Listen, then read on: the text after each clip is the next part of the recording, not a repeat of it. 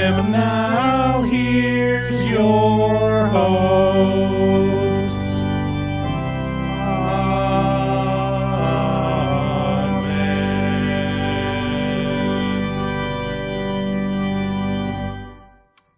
Hello and welcome to Horror Movie Talk's special Midnight Mass Aftershow. On a normal episode of Horror Movie Talk, we would review and discuss a single horror movie in detail, but for this series of 8 episodes, we will be having an opinionated and accidentally funny discussion on each episode of Midnight Mass. This is episode 4, titled Book 4, Lamentations. Your panel of expert hosts each week each episode, I should say, are Dr. Bryce Hanson. Hello. Who holds a PhD in spookology, and me, Professor David Day, the foremost expert in scare no-nos. So without any further ado, let's get into Midnight Mass Aftershow, Episode 4, Lamentations. We have to open with a word of prayer, though. Oh yes, we have to open with a word of prayer. Dear Father Mike Flanagan, I ask that you bless this episode with your astonishing insight and forethought into both character development and plot development. Also, I hope that you cast your beautiful wife for this episode, if you see fit. If not, the Lord giveth and taketh away, and we love you either way. We know that you can see us, especially when we pee, poo, and masturbate. And so we will be refraining from that during this episode. Amen. Amen. A lot of people don't know that Mike Flanagan is omniscient. Yeah, he's said many times. If you catch it, it's on the end of all the interviews because they're like, "Hey, are you omniscient?" He's like, "God damn it, yes, I'm omniscient. I knew you were going to ask that. It's exhausting to know everything that's happening all the time." The interviewer's like, "Thank you so much for taking time with us, and we'll get back to the studio." And then Mike Flanagan leans in. He's like, "I know what you did." He's like, "You buried those poor girls," and then it just cuts. This episode starts with Erin at the doctor's office, where they find one of the most disconcerting things I can possibly imagine out of her pregnancy. The baby appears to have vanished from inside her womb. This episode is pivotal to the series so far, in that we finally realize what the flying cat-eating presence is and what role it plays. We also learn that this new pastor, Father Paul, is not new at all, but Monsignor, all young and vibrant again. Finally, we get into pithy and heartfelt dialogue about what life and death are and how they can mean different things to different people. So, before we get into spoilers, I would like to take a moment to tell you that this episode is brought to you by nightchannels.com. If you are looking to find all the coolest horror movie, music, pop culture, and subculture t-shirt designs and sweatshirt designs, you should head on over to nightchannels.com and take the Night Channels Challenge. This challenge is very simple, and this is going to be real quick, so don't go anywhere. But the Night Channels Challenge is you just heading over to nightchannels.com, browse around, and see if you don't find something that you absolutely need. I guarantee you that after 5 minutes, you may close the site, but you'll be back. And when you do come back and you put something in your shopping cart at nightchannels.com, if you enter code HMT at checkout, you get 13% off your entire order. And they were kind enough to bring you this episode today. So please head over there to support them. They're one of the best. So we appreciate it. Also, if you want a themed shirt for this, for vampires, they have a Vampiros Lesbos t-shirt and chud. I mean, chuds are basically kind of vampire-y. And Lair of the White Worm, that looks like a vampire. Anyways, again, just go browse and you'll find something. Yeah. Use HMT at checkout. Also, if you'd like to support us, you can head to our website, horrormovietalk.com. From there, you'll find links to our social media and our Patreon, and that's a fabulous way to support us directly. Our Patreon has tons of digital extras and all kinds of treats and stuff for you to check out. So do so. We post new episodes of our normal show every single Wednesday, so do like and subscribe and all that baloney to this show. And if you'd like to get a hold of us, you can do so by calling 682-253-4468. Thanks again for listening, and let's get into spoilers. Spoilers. So, as I said, we start with Erin at the doctor, and she's just chatting up her doctor like anybody would, not expecting anything at all. And the doctor, this scene is... This is like the worst fear of anyone that goes to their OBGYN for a checkup for their baby. You got you splurt that, gel on your tummy and you're like, okay, gonna hear a heartbeat, right? I don't know about you, but that was the latent fear. Oh, are you kidding? Of any time. It's you never know. Oh yeah, anything could have happened. If your baby's just dead and just floating around. And she's and so the doctor starts getting more serious. She's like, let's pop on the ultrasound here. Yeah. Let's see. And Erin's like, hey, wait. Am I pregnant? Am I pregnant? Help. Am I pargant? Is she pargant? Am I gregnant? Doesn't seem to be. Seems to be as though she's not gregnant at all. It's not just that the baby's heart stopped. It's that it's not there. It's not even there.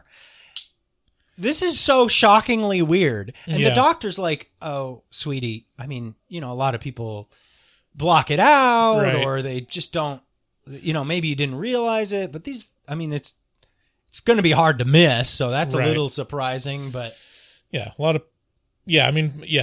So she's assuming that there was a miscarriage and Erin is just blocking it out of her memory. And Erin's like, no, that's not, where's my fucking baby? Yeah, she's like, well, what did you do with it? What is the best time to sex to become pregnant? Because this is if you're a woman, you would, I don't know, if I was, when I feel like a woman, I would assume my go-to would be, I'm being gaslit right now.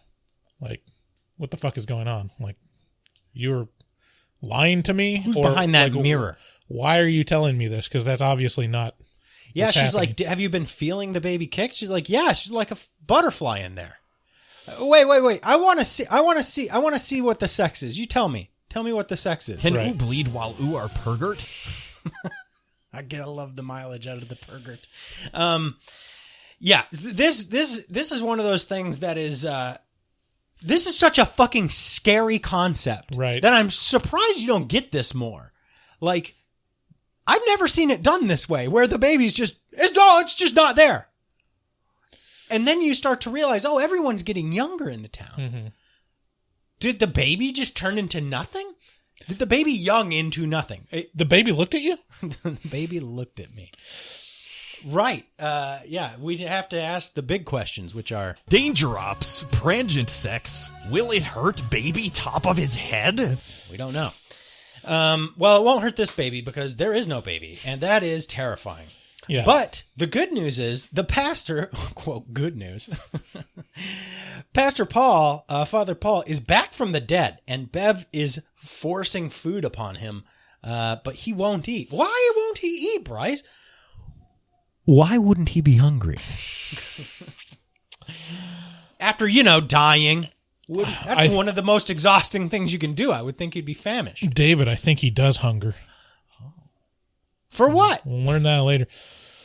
We'll learn this point. It's blood. He hungers for blood. Oh. I have no idea where this series is going to go from here. I have to tell you. Isn't it a great feeling? Fucking so... Where can it go? Right. What can you do? Okay, so it's so here's where this episode, if you're done listening or watching this episode, you realize that Father Paul is now a vampire. And not only that, there's like Papa Vampire here with him. Like, I got you, son. Yeah. Like, we're going to do this together. We're going to ravage this village together. But what does this all mean? Father Paul and then Nosferatu, bro. Yeah. What does this all mean? Like, and there's clearly an important story being told here. There's a lot of undertones and like religious, like, is it trying to say that the Catholic Church is a scourge upon man, sucking them dry? I mean, you could go that way. I think it's just using religion and religious thought as a scaffolding to tell this story, which is really interesting to me because you don't normally tell vampire stories around religion, even though it's like... He's still praying to God constantly. He's got the crucifix in his hand. Yeah, I mean, that's the thing. He's still him, Yeah. He's still a pastor. And he believes this thing to be an angel. And you don't... By appearances, it doesn't seem like he has nefarious intent, Yeah. Like he's... The moment when he does, like, actually drink blood from Joe as he's dying, it's not... He's like, I don't know what that was. It was accidental, but It was an accident. Do I have it? No. It was an accident! Oh, shit. Sleepaway camp. But he's still himself. Like, he's just not... He just has this intense hunger, like, and that's like what he's being affected by. And then he even likens it to an addiction when Joe comes in. He alludes to it. He's like, I also have needs. Your needs. You'll do. Your soul, Ralph. No, so it's weird because, like, okay, at the start of this, he's not showing up for church. And Bev... Yeah, they keep canceling mass. Bev shows up, and she's like, you got to get your shit together. He's like, I can't walk outside. Check this out. And he puts his hand in the sunlight, and his hand burns. She's like, not a problem? Not a problem. This is the funnest episode for Bev. Like, this is Bev's time to shine, which is, like, taking control of the situation. Fixing shit. She's a fixer. Yeah. In this episode. Like, I got to say, I hate Bev and everything she stands for, but if she was your wife, like, stuff would get done. Oh. Like, she'd be... Yeah, the dogs next door to my house that never stop barking, no problem. No problem. Get some rat poison. Bev's got them under control. Yeah, I mean, come on, Carrie, step it up. Go get some rat poison some dogs. Yeah, well, maybe we'll cut that out. That approves intent. This will be very, like, suspicious if the dogs do get poisoned. Well, I'd just like to point out, if that does happen, those dogs never stop barking, and they have tons of neighbors. Tons! And we all hate them. Any one of them has access to rat poison. All of them do. Yeah. You know how I know how they all have access to rat poison? I gave it to them. But I love Bev's reaction to the hand burning. She's like... Okay, we'll deal with it. We can do this. Yeah, gotta love that can-do attitude. Yeah, and that's the thing with Bev is like the motivation isn't necessarily clear. Like, yeah, she's not necessarily hungering for power, but she definitely wants clout, and she wants to be the person that influences this town and is like the most admired churchgoer, Yeah. But, there's hints at, her embezzling money, her, murdering dogs and priests. But it's almost like she's just being driven by her own ego. Yeah. And her own, like, sense of this is what a God-fearing person should look like. And I'm going to model myself after that. Even though she's doing just literally just despicable things. Yeah, that is definitely true. We get a heartfelt moment, or what tries to be a heartfelt moment, between Riley and his dad out on his fishing boat, where his dad's like, "Look, you ended up being the way you are, and that's no good." Right? So, I got to man up and apologize to you for fucking up. However, like, this is the most backhanded, shitty apology. Yeah. I know, listen, Riley, I know what you're going through, buddy. This is exactly what my dad would do. It's just like, you fucked up a lot, so it must be my fault somehow. Mm-hmm. Sorry, I fucked up for you. And it's like, dude, it's not all about you. You just make it all about you. Mm-hmm. And it's such a... Ugh. Yeah. And Riley, God bless him, man. Riley is... he's a kind of a soldier, Like, he takes all this stuff, all these offenses to his ego and to his character, just on the chin, and doesn't say anything. Like, he's constantly biting his tongue. And he takes it in stride, He's a good guy. And so, yeah, we get to learn that Sarah is the doctor. Her mom's memory is back entirely. Carte blanche. And in that same scene, we see Father Paul's blood in a vial. Actually, no, that's... Oh, it's somebody else's blood? It was either Aaron's or her mother's blood. Oh, it was her mom's blood. Yeah. Oh, no, maybe it was Aaron's blood. I can't remember specifically, but it was one of them too. It was Aaron or her mom's blood sample that boiled up and exploded a fucking vial. Okay, now help me out here. So how do vampires... Brush me up a little bit on vampires, if you don't mind. Because now, just in common knowledge vampire lore, do you de-age to a certain extent? I thought you just stopped aging.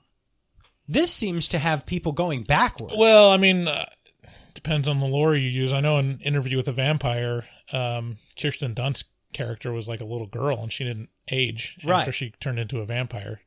So you're kind of fucked, depending on when you're turned. When you're taken, yeah. So yeah, I don't know. You don't see a lot of old vampires, I guess. I suppose, but it seems to be happening in this. But I don't know. I mean, you look at Bram Stoker's Dracula, the movie, right, 92, or I guess the story. Like, it starts out, Dracula is an old man, and then he de-ages as he's drinking the blood of his victims. Oh yeah. So it's a theme, de-aging as a vampire. And in this, we have the Papa Vampire giving his super vampire blood to Father Paul. Yeah. And so that's the potent stuff. Yeah, and I think that's oh man, I'm putting this all together. I'm putting this all together right here in this room. Mm-hmm. That's what Father Paul was adding to the sacrament. He was adding his own blood to the sacrament.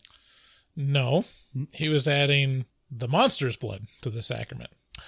Because it shows him at the end of this episode. That's when Riley walks in on him. Right. And the vampire is slitting his wrist and dropping bleeding into the vial. And like, that's what Father or Monsignor Pruitt is asking for, is like, I'm all out of the sacrament, because he's thirsting for give me that good blood. Shit. Yeah, so he's wanting the vampire's blood. And since he doesn't have any, laps up Joe's brain blood. Dude, poor fucking floor. Poor Joe. He's like, "Hey, you want a hug?" Joe's like, "I do want a hug." For probably the first time in like 40 years, Joe gets a hug from somebody who is nice. He sees as being nice to him and like caring about him. And then he fucking kills him. It's like, whoa, what the fuck are you doing? Let go of me. Yeah.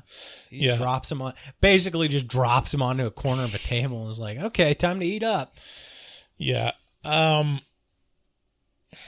was going to say something I forgot.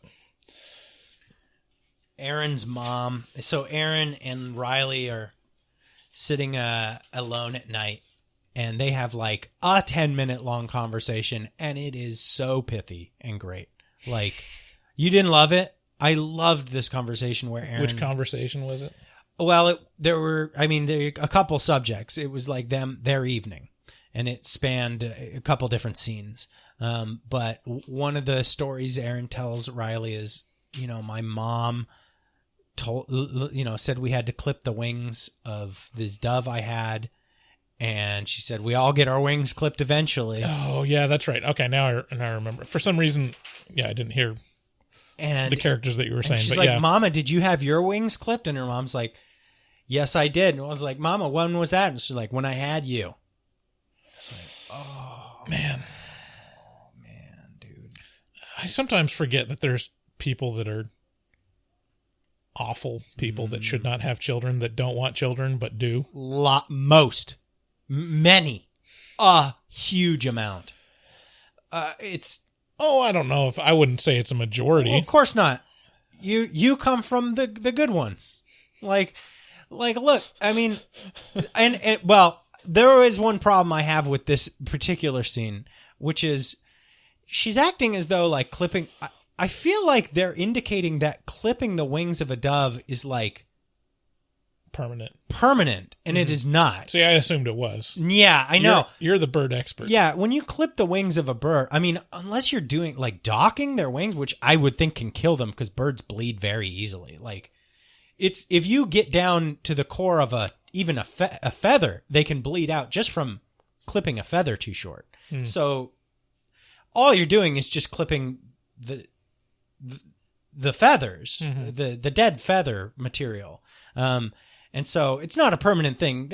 They'll grow back. And it's, but boy, that story, that hit home. And then the bigger conversation that they were having about death and like, what is death to you? Yeah. This is a great monologue. Both of them have a great monologue because it's Riley describing his conception of death. And this is where I just admire Mike Flanagan, because these conversations don't seem heavy-handed. They don't seem like a writer showing off how clever he is. This feels so real and straight from a real person. It feels like he just recorded a conversation he had with his wife and then just transcribed it. Right. So Riley basically gives the atheist conception of death a little more metaphysical than, than a pure like science, but heartfelt and beautiful, but basically boiling down to my body is recycled. I go back to the stars. Right. Yeah. And goes into great detail. I mean, that's like underselling it. Oh, sure. How great that monologue is. Well, we all saw it. Yeah. And then Riley's frames it as what happened to her baby. I think she says baby girl. And, framing it that way. It's just like, oof, It's so, it makes me feel better, though. Yeah. It's like, there's a lot of these scenes of Riley having conversations with, the religious believers, either Aaron or Father Paul, previous to this, or was it in this episode where he has the conversation around, why would God allow bad things to happen? Allow bad things to happen, Yeah. And then this is, talking about conception of death and what it actually means and how it should guide your life, kind of thing. And yeah, it's good stuff. Like I wish there was more nuanced material like this out there in media, where it feels respectful and it gives proper due to both sides. Yeah, it's respectful, intelligent, and not contrived. Right. Or forced, or it's just. You're not making a statement about. But you are, though. A huge swath of people, necessarily. Or saying, like, this side is wrong, this side is right. It's saying, like, these are things that people tap into. These are concepts that people hold on to. And then within that, there's some people that can be genuinely good, and there's some people that can be genuinely awful. Sometimes they're the same people. Yeah, and it's, it's more of a representation of their personality and their choices than their environment or philosophy. I think, like, you can see in the show that Bev is the worst, psychopath on the island. Yeah. But it's not because she's a believer in Christianity, because there's a lot of really good people that are there too, including Aaron, Right. And, it's good stuff. When Aaron summarizes her belief of death and how it works, she says, heaven is you being loved and you're not ever alone. And I thought that was so beautiful. Mm-hmm. And like, oh my God, I hope that's like, do you believe in heaven? Like, do you believe in like there being a time after? Because you're still a practicing Christian. Yeah. I mean, with these things, like, yeah, there's a belief, but it's more of a hope than anything. It's like, I accept that there's no way of knowing. Sure. I don't believe anyone that says that they have the answers. No, it's obviously a matter of faith. But it's also a very interesting, thought experiment to say, like, what would that be like, Yeah. And it's one of the most fascinating, ideas. And it's so hard to conceive that even the made up versions of it, or the versions that people assume what it's going to be like, fall so short of what it has to be. Yeah. It's like, oh yeah, you return to the arms of Jesus. It's like, okay, but there's like 9 billion people on the earth, and there's like, that's just right now, hundreds of thousands of people dying every second, know? Like, that's a lot of hugs to give, for Jesus to go walk up to you and say, like, welcome back, bro. It's hard for me. I think the thing that I get hung up on is there was nothing like, so like, I'm aware now, I'm alive and aware. And so I can't conceive of not being alive and aware. Right. But if I try to remember back to when I wasn't, I can't. Right. And that was just, it wasn't a lack of knowledge. It was just no knowledge. It was just, there was nothing. Right. And it's hard for me to get away from that, to go, well, before there's nothing, and then after there's nothing. I mean, it's almost like the religious story, or the biblical story is a allegory of that. Right. Yeah. Because you have in the beginning, Genesis. In the beginning there was nothing, and yeah, or in the beginning there was God and nothing else. Right. And then he creates something. It's a big, beautiful metaphor. Before me there was something. Like, I don't remember me existing. Right. Like, I didn't exist before I did. Was there something before you? Obviously there was something before me, because something was here when I came, Maybe. So this is also crazy. Like, so if you like look at the world of like, well, everything came from something. Yeah. And then you work back. So maybe it does. Maybe it all just, sure. It's a computer program that turned on with you.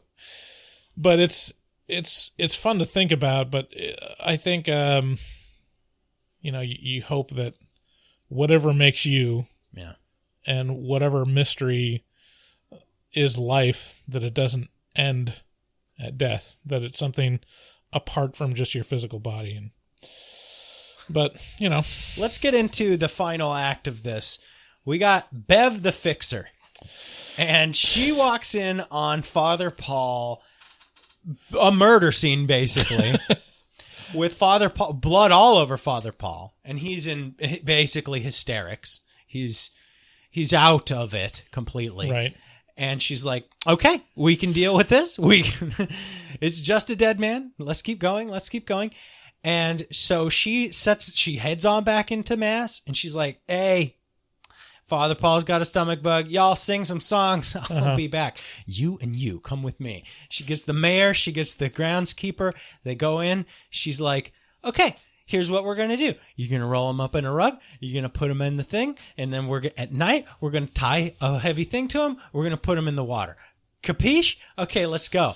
And the mayor's like, well, I don't. And she's like, slap the fuck out of him. She's like, hey, did you question God when he gave your daughter the ability to walk again? No. You know, he gives and he takes away. So it's time for you to pay the piper. Put this man in a motherfucking rug and drop him in the ocean. Capiche? Yeah, this is one of those examples of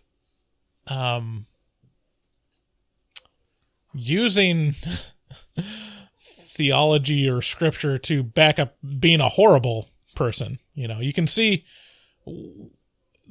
two sides of the coin of religion in this show, because you see the truly inspirational and like uplifting side of, you know, any of the sermons really from any of the episodes. And you're like, yeah, you can use this material to really give people hope and give someone something to hold on to and to frame how you're going to, you know, go about your life trying to be a good person. And then you can also use the same material and say, like, listen, fucker, like, God does shitty things all the time, and yeah. You think you're immune to it? Guess what? This is one of those shitty times that he's telling you to, you know, murder people. Buck up. You know. Yeah. And also there's, now that I think of it, there's a little bit of a callback to the separation of church and state meeting, you know, because Bev alludes to, like, well, I would never read, you know, passages from the Old Testament where they're not appropriate for children.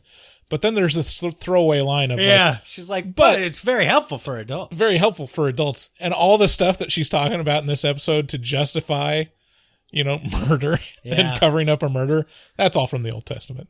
I mean, I guess I'm a pretty sick guy. Yeah, she's gross. Oh man, yeah, that was just such a gnarly moment, and then they both fall in line. Like, she gives them such a little brush up. She's like, right, fuck you, you're on it, do it, right, do it. So towards the end of this episode, it was just it's crazy. I mean, the pastor tells Riley. Because he goes to the AA meeting and Joe's not there. And he's like, oh yeah, Joe's visiting his sister. Well, a throwaway line that Joe said in the last episode was, my sister died just recently. Right. She just recently dead. Yeah. And so Riley's like, okay. And he goes back to his mom and he's like, look, you can follow this guy all you want, but I happen to know he's a goddamn liar. He's straight up lied to my face about something that you should not lie about. Right. And so that's the kind of person he is. You could also give him the benefit of the doubt, though, of saying, like, maybe Joe told him that he was seeing his sister, but he wasn't actually. Or maybe he was just covering for Joe the best way he knew how. Joe had a tough time. Right. And Joe was like, I don't know, make something up. And so this is the best thing he could do. Yeah, there's all kinds of shades of gray. But we know that, you know, he sucked up Joe's brain blood. Brain blood. Yeah, that moment where he was like feasting on his head. Ooh. So great. And Joe still being alive to like be like, What's fuck? What's happening? So yeah, and then it gets to the culmination of this episode where Riley's walking back home and he's like, wait. I should go talk. I'm not going to let this fly. The father. And he goes back to the rec center and walks in on you know, the vampire giving his blood to the sacrament, and Father Paul's like, "Oh no!" And the vampire turns around and boom, jumps right on him. Man. Yeah, the angel, I should say, not vampire. Sure, he's got pronouns and nouns. He probably has verbs. And then so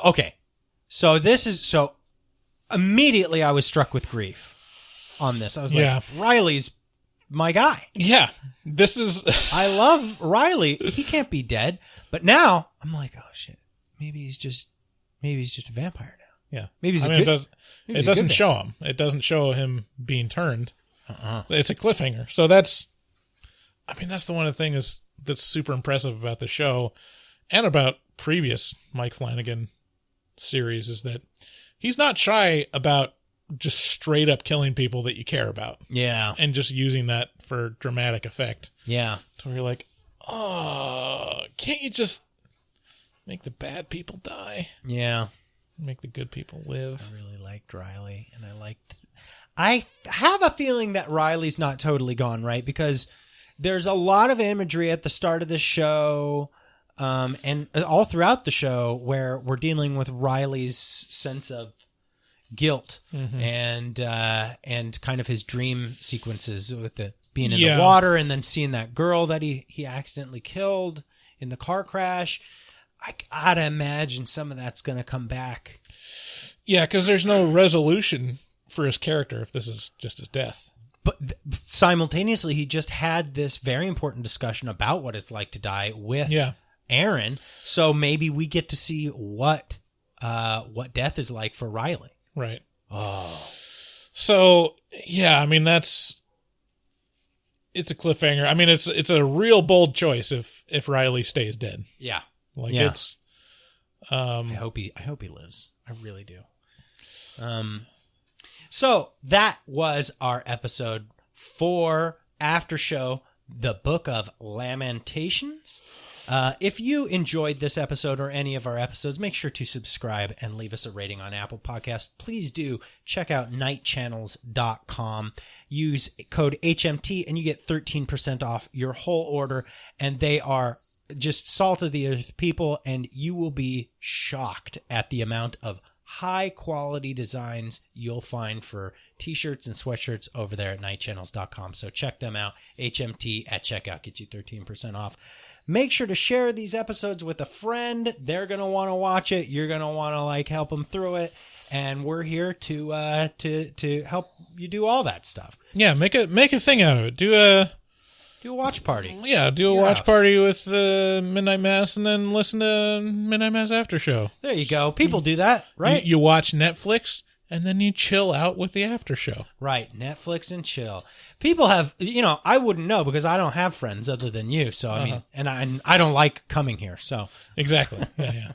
So I don't know what normal people do. Anyway, check out our website, horrormovietalk.com. We have a fabulous community, and you can find them in all the social media links from our website. If you'd like to get a hold of the show, tell us we're wrong. We are often wrong, and you can do so by calling 682-253-4468. You guys have a fabulous time, and we'll catch you on the after show for episode 5 of Midnight Mass. Bye-bye. Bye.